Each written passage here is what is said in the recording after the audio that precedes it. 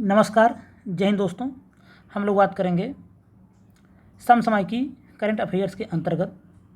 सितंबर माह की क्रॉनिकल पढ़ रहे थे और उसी के अंतर्गत आज का जो टॉपिक है वह है पर्यावरण एवं पारिस्थितिकी। आपको बता दूं, पर्यावरण एवं पारिस्थितिकी से ऐसा कोई भी एग्ज़ाम नहीं है जहां क्वेश्चन ना आए हों, चाहे यूपी पीसीएस हो, बिहार पीसीएस हो, उत्तराखंड पीसीएस हो, टेट हो, सुपर टेट हो या अन्य कोई वनडे एग्जाम्स हो, सभी में पर्यावरण एवं पारिस्थितिकी से क्वेश्चन आता रहता है। तो सीधे हम लोग बात करेंगे। जो पहला पॉइंट है आज का, 5 नए रामसर स्थल। 26 जुलाई 2022 को केंद्रीय पर्यावरण मंत्रालय के अनुसार भारत में अंतर्राष्ट्रीय महत्व के रामसर स्थलों की सूची में भारत की 5 आर्द्र भूमियों को जोड़ा गया है।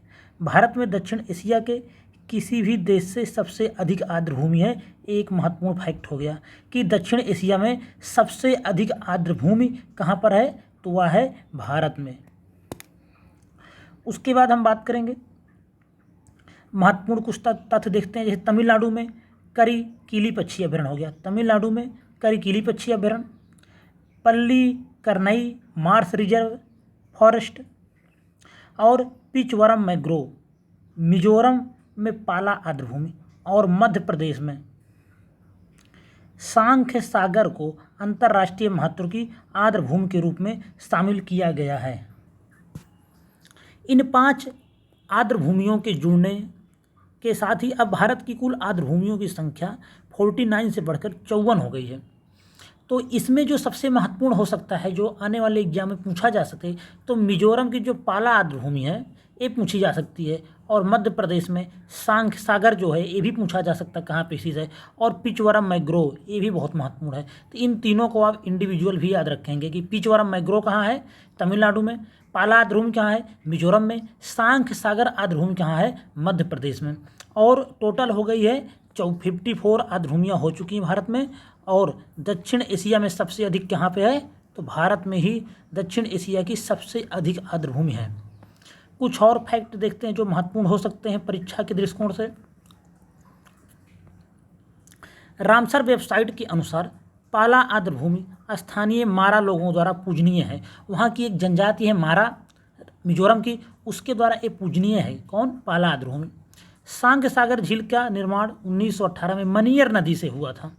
ये झील माधव राष्ट्रीय उद्यान के पास स्थित है। तो यहाँ पे जो महत्वपूर्ण फैक्ट हुआ वह हो गया माधव राष्ट्रीय उद्यान। माधव राष्ट्रीय उद्यान कहाँ पे स्थित है, तो भाई ये स्थित है एमपी मध्य प्रदेश में, याद रखेंगे। और इसी के पास में अब देखिए, क्योंकि सांख्य सागर झील है इसी कारण माधव राष्ट्रीय उद्यान चर्चा में आया, तो माधव राष्ट्रीय उद्यान पूछा जा सकता कहाँ पे है, मध्य प्रदेश में। खासकर मध्य प्रदेश पीसीएस वाले इसको जरूर ध्यान देंगे। यह झील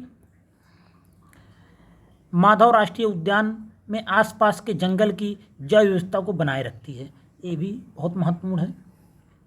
उसके बाद अगर हम बात करेंगे भारत में आर्द्र भूमियों के संबंधित कुछ और अगर डाटा के देखें, तो विश्व स्तर पर आर्द्र भूमि दुनिया के भौगोलिक क्षेत्र का 6.4% कवर करती है। पूरे विश्व स्तर पर अगर हम बात किया जाए तो आर्द्र भूमि कितनी है, दुनिया के जो भौगोलिक क्षेत्रफल है उसका 6.4%। भारत की बात करें तो भारत में आर्द्र भूमि 1,52,600 वर्ग किलोमीटर एरिया में फैली हुई है, जो देश के कुल भौगोलिक क्षेत्र का 4.63% है। कितना है? 4.63% है भारत के कुल क्षेत्रफल का। उसके बाद हम बात करेंगे आर्द्र भूमि के अगर हम राज्यवार वितरण देखें क्षेत्रफल में, तो गुजरात में 34,700 वर्ग किलोमीटर गुजरात का शीर्ष स्थान है। सबसे अधिक आर्द्र भूमियों का एरिया देखा जाए तो गुजरात में है। कहाँ पे? गुजरात में है। और गुजरात भारत में पहले स्थान पर है आर्द्र भूमि के मामले में। इसके बाद आंध्र प्रदेश दूसरे स्थान पर है, उत्तर प्रदेश तीसरे स्थान पर है। ये भी याद रखेंगे, उत्तर प्रदेश के जो भी, चाहे यूपी पेट के एग्जाम हो या यूपी पीसीएस का कोई भी एग्जाम हो, उत्तर प्रदेश सरकार का कोई भी एग्जाम हो, वहाँ पे पूछा जा सकता है कि आर्द्र भूमियों के मामले में भारत में उत्तर प्रदेश का कौन सा स्थान है, तो आर्द्र भूमियों के क्षेत्रफल के मामले में उत्तर प्रदेश का तीसरा स्थान है। अब बात करेंगे हम लोग संख्या के दृष्टिकोण से। अगर हम संख्या के दृष्टिकोण से देखें तो 54 स्थल भारत में हैं, जिसमें 10 उत्तर प्रदेश में हैं।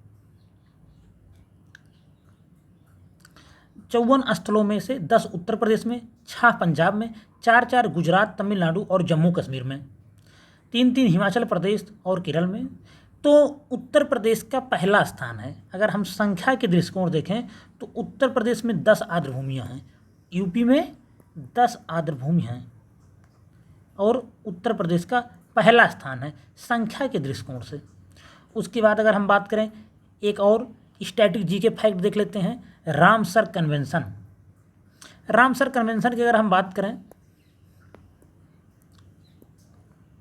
तो रामसर कन्वेंशन आर्द्रभूमि एक अंतर सरकारी संधि है जिस पर 1971 में ईरानी शहर रामसर में हस्ताक्षर किए गए थे। ईरान का एक शहर है रामसर, वहाँ पर हस्ताक्षर किया गया था 1971 में और यह अंततः 1975 में लागू हुआ था, ये भी याद रखेंगे। अगर हम बात करें रामसर सूची के अनुसार सबसे अधिक रामसर साइट वाले देश यूनाइटेड किंगडम 175 और मैक्सिको 142 हैं। कन्वेंशन संरक्षण के तहत बोलीविया का क्षेत्रफल 1,48,000 वर्ग किलोमीटर साथ सबसे बड़ा है। अगर हम क्षेत्रफल के बारे में बात करें तो सबसे अधिक बोलीविया का क्षेत्रफल में आर्द्रभूमियाँ फैली हुई हैं। तो संख्या में ब्रिटेन का पहला स्थान है यूनाइटेड किंगडम का और क्षेत्रफल में बोलीविया का पहला स्थान है। और एक और फैक्ट अगर बता दें कि रामसर कन्वेंशन भारत कब लागू हुआ तो वह है 1982 में। 1982 में भारत में लागू हुआ। रामसर कन्वेंशन को भारत ने स्वीकार किया 1982 में। ये भी फैक्ट याद रखेंगे। इसके बाद हम बात करेंगे नेक्स्ट हरियाली महोत्सव। 8 जुलाई 2022 को पर्यावरण, वन और जलवायु परिवर्तन मंत्रालय ने आज़ादी के अमृत महोत्सव के 75वें वर्ष के उपलक्ष्य में नई दिल्ली के तालकटोरा स्टेडियम में हरियाली महोत्सव का आयोजन किया। तो हरियाली वैसे भी पर्यावरण वन से ही संबंधित लग रहा है, तो पूछा जा सकता है कि हरियाली महोत्सव किस मंत्रालय का है, तो पर्यावरण, वन और जलवायु परिवर्तन मंत्रालय का है ये। उसके बाद हम बात करेंगे नवीन प्रजातियों का समावेशन, इसमें कुछ नहीं है। हम देख लेते हैं एक जीके फैक्ट है, भारतीय सर्वेक्षण, प्राणी सर्वेक्षण, ये महत्वपूर्ण हो सकता है, इसको देख लेते हैं। भारतीय प्राणी सर्वेक्षण पर्यावरण और वन मंत्रालय का एक अधीनस्थ संगठन है। स्थापना हुई 1916 में।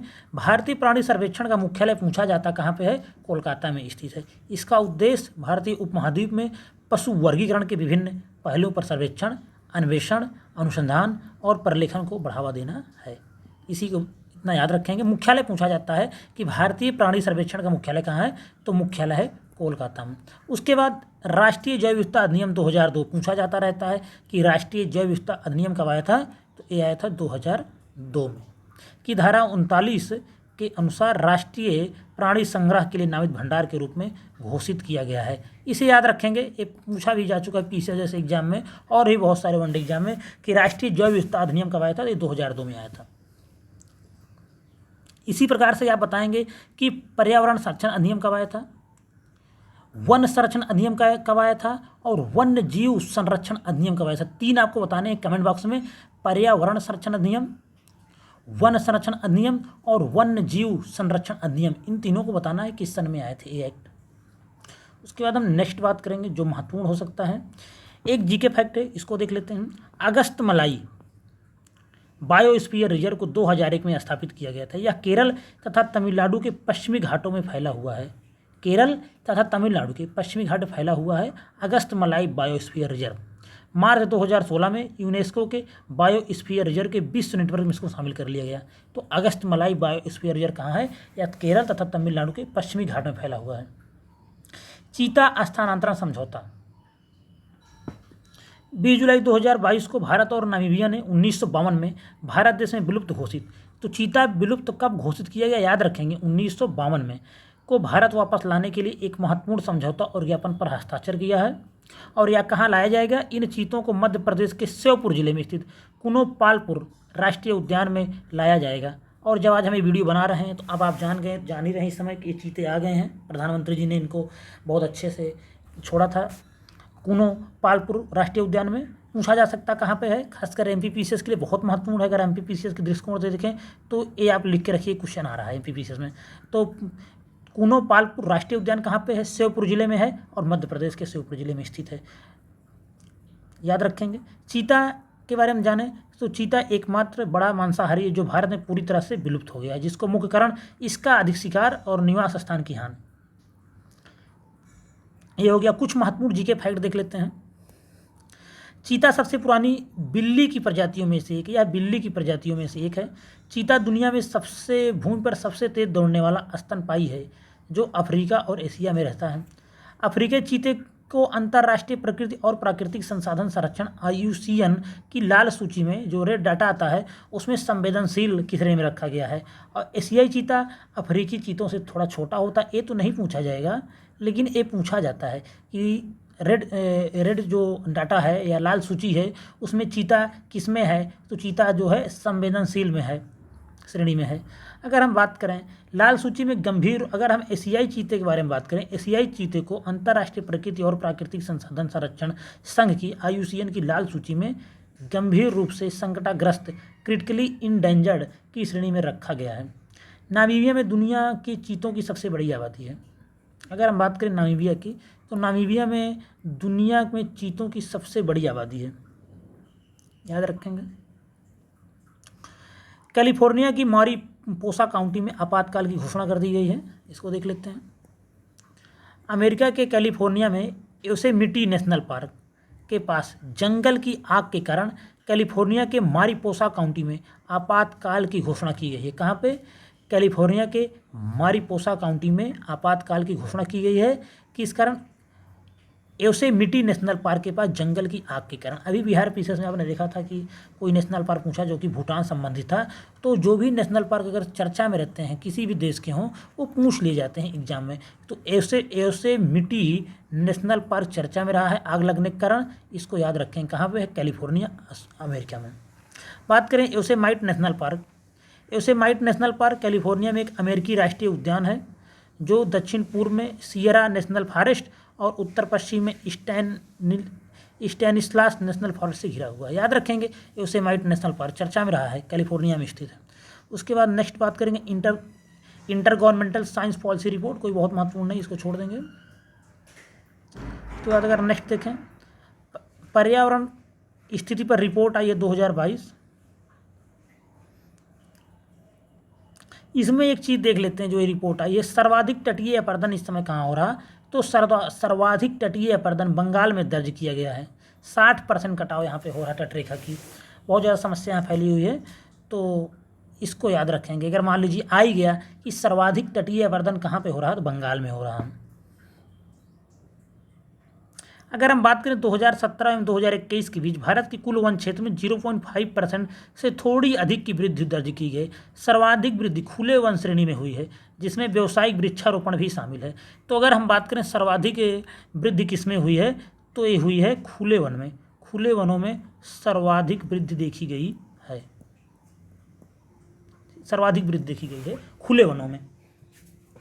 उसके बाद हम नेक्स्ट बात करेंगे। तो ये तो थी हमारी कौन सी रिपोर्ट, पर्यावरण स्थिति पर रिपोर्ट 2022। लॉन्च कौन करता है, इसको भी देख लेते हैं। तो यह रिपोर्ट जो लॉन्च होती है, एक NGO है, centre for science and environment, यही किसी के द्वारा ये प्रकाशित की जाती है। NGO है, पर्यावरण के क्षेत्र में कार्य करता है, centre for science and environment, इसने लॉन्च किया है। इसकी दो विशेष बातों को याद रखेंगे। सबसे अधिक तटीय अपरदन हो रहा बंगाल में, और सबसे अधिक वृद्धि हुई है 0.5% तो वृद्धि हुई है 2017 से 2021 के बीच में, लेकिन जो सबसे अधिक वृद्धि हुई है वह हुई है खुले वन श्रेणी में, ये याद रखेंगे। इसके बाद नेक्स्ट देख लेते हैं, काले हिरण का सर्वेक्षण किया गया है। कोई ये बहुत महत्वपूर्ण नहीं है, पूछा नहीं जाएगा यहाँ से। अगर हम कुछ जीके फैक्ट में देखें तो ब्लैक बक कहते हैं, जो काला हिरण होता है इसको ब्लैक बक कहते हैं, जिसे भारतीय मृग भी कहा जाता है। भारत और नेपाल के मूल निवासी मृग की एक प्रजाति है। यह भारत में राजस्थान, गुजरात, मध्य प्रदेश, तमिलनाडु, उड़ीसा और अन्य क्षेत्रों में व्यापक रूप से घास के मैदान पाए जाते हैं। इसे पंजाब, हरियाणा और आंध्र प्रदेश ने अपना राज्य पशु घोषित किया है। बात करें, अभी हमने कुछ देर पहले पूछा था, वो कमेंट बताना था कि वन्य जीव संरक्षण अधिनियम कब आया था, तो वन्य जीव संरक्षण अधिनियम 1972 में आया था। याद कर लेंगे यहाँ से, कमेंट बॉक्स में पूछा था, वन्य जीव संरक्षण अधिनियम 1972। और इसकी जो अनुसूची 1 है वो कहती है कि इसका शिकार करने पर दंडात्मक कार्रवाई की जाएगी। IUCN की लाल सूची में बात करें तो इसकी स्थिति न्यूनतम चिंता, लिस्ट कंसर्न है, न्यूनतम चिंताजनक है, ज़्यादा चिंताजनक की बात नहीं है। तो याद रखेंगे वन्य जीव संरक्षण अधिनियम 1972, और पंजाब, हरियाणा और आंध्र प्रदेश ने इसको राज्य पशु घोषित किया है। राजस्थान में काफ़ी इसकी मान्यता है बिश्नोई समाज के द्वारा। अगर हम बात करें सकुराजिमा ज्वालामुखी, चर्चा में रही है, महत्वपूर्ण है, बहुत चर्चा में रही। ज्वालामुखी से क्वेश्चन आता रहता है, पीछे से एग्जाम में पूछ लेता है कौन सा ज्वालामुखी कहाँ स्थित है, तो जो ज्वालामुखी चर्चा रहता है पूछने के चांस उसके ज़्यादा रहते हैं। तो सकुराजिमा ज्वालामुखी चर्चा में क्यों रहा है? यह जापान में स्थित है। जापान के मुख्य दक्षिण द्वीप क्यूशू में सकुराजिमा ज्वालामुखी विस्फोट हुआ। तो सक्रिय स्ट्रेटो ज्वालामुखी है, इतना याद रखेंगे। एक और फैक्ट इसमें है, माउंट फूजी जापान का सबसे ऊंचा ज्वालामुखी है। तो माउंट फ्यूजी ये भी जापान का ज्वालामुखी याद रखेंगे, और सुकुराजिमा इसको तो याद ही रखें, जापान का ज्वालामुखी है, बस इतना याद रखना है। और ये किस द्वीप पे है? तो यह है क्यूशू द्वीप पे, जो सबसे दक्षिण में स्थित है जापान के। बात करेंगे लाल पांडा वृद्धि कार्यक्रम। दार्जिलिंग में Padmaja Naidu Himalayan zoological park ने लाल पांडा की आबादी बढ़ाने के लिए एक महत्वाकांक्षी लाल पांडा वृद्धि कार्यक्रम शुरू किया गया। किसने? Padmaja Naidu Himalayan zoological park. कहाँ स्थित है? दार्जिलिंग में स्थित है।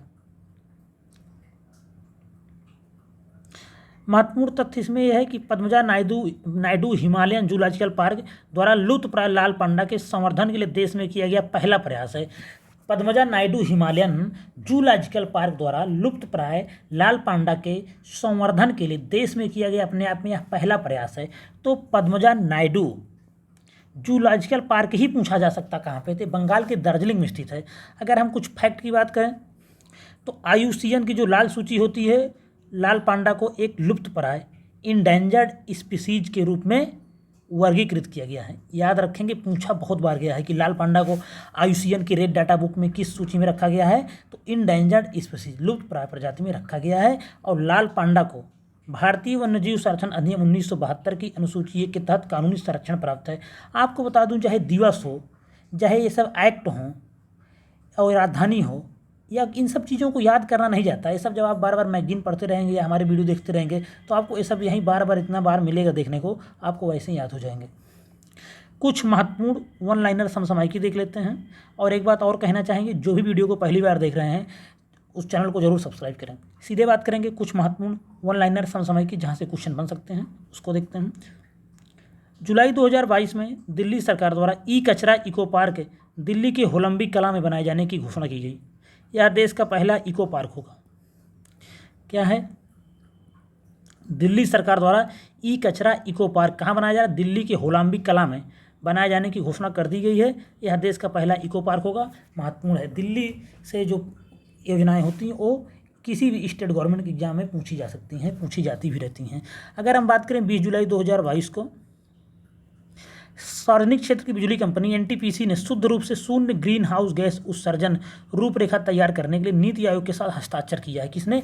NTPC ने। काफ़ी NTPC काम कर रहा है शुद्ध रूप से शून्य ग्रीन हाउस गैस उत्सर्जन के लिए। तो NTPC ने नीति आयोग के साथ हस्ताक्षर किया है, याद रखेंगे। अंत का सबसे अंतिम पॉइंट है, वह यह है कि हाल ही में वैज्ञानिकों ने कैरिबियन मैंग्रोव दलदल में दुनिया के सबसे बड़े जीवाणु की खोज की। तो पूछा जा सकता है किस जगह पे खोज की है? तो कैरिबियन मैंग्रोव दलदल में दुनिया का सबसे बड़े जीवाणु की खोज हुई है। इसी के साथ पर्यावरण पारिस्थितिकी समाप्त होता है सितंबर माह का। और अंत में एक बार फिर से कहना चाहेंगे, इसमें जितना भी मैंने बताया है आपको महत्वपूर्ण, या जिसमें IMP लिखा है, समझ लीजिए वहाँ से क्वेश्चन एग्जाम में आपको देखने को मिलेंगे। उतना आपको कतई नहीं छोड़ना है, उतना आप छोड़ के जाएंगे तो फिर कुछ नहीं कर पाएंगे। और अंत में एक बात ये भी कहना चाहेंगे कि जो भी वीडियो को पहली बार देख रहे हों, वीडियो पसंद आए तो लाइक करें, चैनल को सब्सक्राइब करें, शेयर करें। धन्यवाद।